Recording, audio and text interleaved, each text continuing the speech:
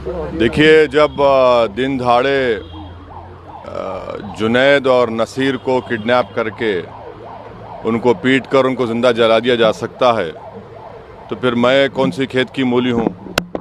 और जो भी ये कर रहे हैं उनके हौसले इसलिए बुलंद हो रहे हैं क्योंकि उनको मालूम कि उनके पॉलिटिकली आइडियोलॉजिकली उनकी पार्टी सत्ता में है, और इसीलिए चाहे जुनैद हो, नसीर हो, या जहाँ कहीं भी इस तरह से दलितों को, आदिवासियों को होता है, तो फिर असदुद्दीन ओवैसी एमपी ज़रूर है, मगर अब उनके हौसले बुलंद हैं। वो लोग रेडिकलाइज हो चुके हैं और उनको लगता है कि वायलेंस के ज़रिए से वो अपने एजेंडे को मुकम्मल कर सकते हैं।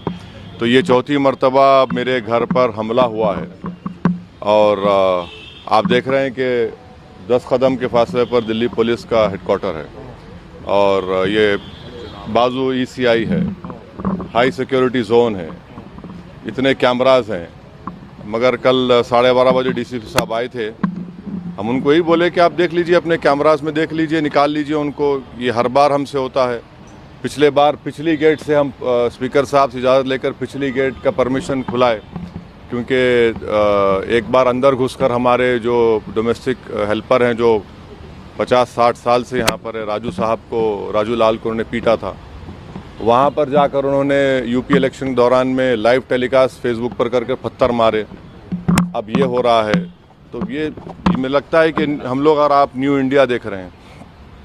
सर, किस पर शक है? कौन लोग हो सकते हैं? मुझे नहीं मालूम कौन लोग हो सकते हैं। यकीनन ये वही लोग हो सकते हैं जो नाथूराम गोडसे की आइडियोलॉजी को मानते हैं, जो वायलेंस पर भरोसा रखते हैं, जो रूल ऑफ लॉ और संविधान को ख़त्म करना चाहते हैं और वो नफ़रत को आम करना चाहते हैं। तो यही लोग हो सकते हैं, मगर इंडिविजुअली कौन है मैं नहीं जानता। अब इतने CCTV कैमरास हैं, आप लोग अपने रिलायबल सोर्सेस का इस्तेमाल करिए ना। अब के बार तो कम से कम अब ये तीसरा सवाल है। जो सर्वेंट या और लोग थे, किसी को देखा उन्होंने पत्थरबाजी करते हुए हमला करते? तो हम जो है कल रात में 11:30 बजे जयपुर से पहुंचे। 2 दिन का हमारा प्रोग्राम था पार्टी का, MIM पार्टी का राजस्थान में। जब हम यहाँ 11:30 बजे पहुंचे, हम अंदर चले गए थे और थोड़ी देर में सोने जा रहे थे, तो हमारे जो डोमेस्टिक हेल्पर है उनकी वाइफ, उसने आकर कहा कि सर ऐसा ये वाक़या हुआ है। तो हमारे साथ हमारे दोस्त यामीन खान थे। हमने कहा कि भाई जाइए ज़रा सामने पुलिस स्टेशन में इत्तला करिए। और फिर वो लोग आए और देखे, हम तो नहीं थे, जब आए देखे यहाँ पत्थर भी थे हमारे साथ। तो आजकल केंद्र सरकार ने Z कैटेगरी हमको दे दी है, तो वो भी एक बहुत बड़ा हम पे बोझ है। तो खैर वो लोगों ने भी देखा, पुलिस ने देखा, वो उनको पता चलेगा। वो आप लोग अपने सोर्सेस का इस्तेमाल करिए भाई। वो कैमरे में देखिए, मेरी कोई अहमियत नहीं है, और मैं तो अपने कॉज के लिए अल्हम्दुलिल्लाह इंशाअल्लाह मरने को तैयार हूँ।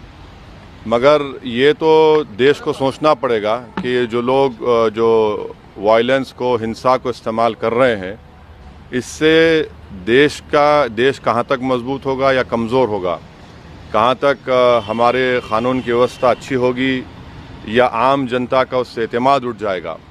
तो ये तो देश को सोचना पड़ेगा। सर, इसके अलावा आप जो है अभी आप बहुत पूछ चुके हैं। और सरकार ने सिविल कोड पर भी आगे बढ़ने की बात कर रही है। हाँ, सिविल कोड पर सरकार आगे बढ़ने की बात कर रही है। हाँ, आगे बढ़ने की बात कर रहे हैं। तो हम केंद्र सरकार को बता रहे हैं कि भारत के मुसलमानों को जो उनके रिलीजियस कल्चर्स हैं, प्रैक्टिसेस हैं, उसका या कस्टम है, उसका उनको प्रोटेक्शन मिलता है आर्टिकल 29 के तहत, जो एक अनफेटर्ड फंडामेंटल राइट है। और कोई भी सरकार UCC के नाम पर मुझसे मेरा फंडामेंटल राइट नहीं छीन सकती। सर, नासिर जुनैद वाले मामले में आप खुलकर बोल रहे हैं, वो गए भी हैं, राजस्थान भी गए, तब अपने बयानों में भी जिक्र किया। लेकिन श्रीकांत के उस बच्चे के बारे में कोई जिक्र नहीं कर रहा, आपने भी नहीं किया, जब उसकी पत्नी को मारा गया, उसकी मौत बिल्कुल गलत, आपको गलत फहमी है जी। आप ही के मीडिया के लोग ने कल हमसे सवाल किया था, हमने उसका कंडेम किया है। गलत हुआ है, बिल्कुल नहीं होना चाहिए। दो गलतियां मिलकर एक सही तो नहीं हो सकता है ना। तो सर आप परिवार से मिलेंगे, क्योंकि आपने जो जुनैद है नासिर, उसके परिवार से भी आपने आप मुलाकात करवा दीजिए, कम से कम फ़ोन से बात करवा दीजिए, हम बात कर लेंगे। वैसे सर आप नहीं हम बात करने तैयार है, आप बात करवा दीजिए। वैसे साहब आप कह रहे हैं कि चौथी बार ये हमला है, तो आपको क्या एक बारगी हमले के बाद डर बढ़ता जा रहा है आपका? सर देखिए, इंसान जब दुनिया में आप और हम आते हैं ना, तो हर एक को इस दुनिया से जाना है, कोई यहाँ पर रहने वाला नहीं है।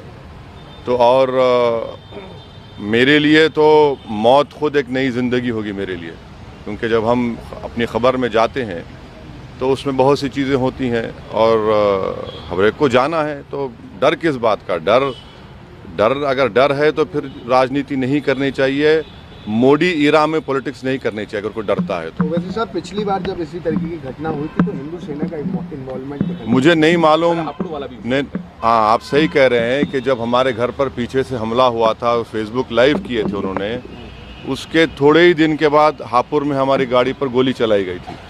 अब ये जो वाक़या हुआ है मुझे नहीं मालूम कौन इन्वॉल्व है, ये तो पुलिस आपको बेहतर बता सकेगी वो CCTV कैमरास देखकर। मगर यहाँ के कमिश्नर पुलिस को और केंद्र सरकार को देखना है कि अगर एक MP के घर पर ऐसा हो रहा है तो क्या मैसेज जा रहा है। आप कहते हैं लोग रेडिकलाइज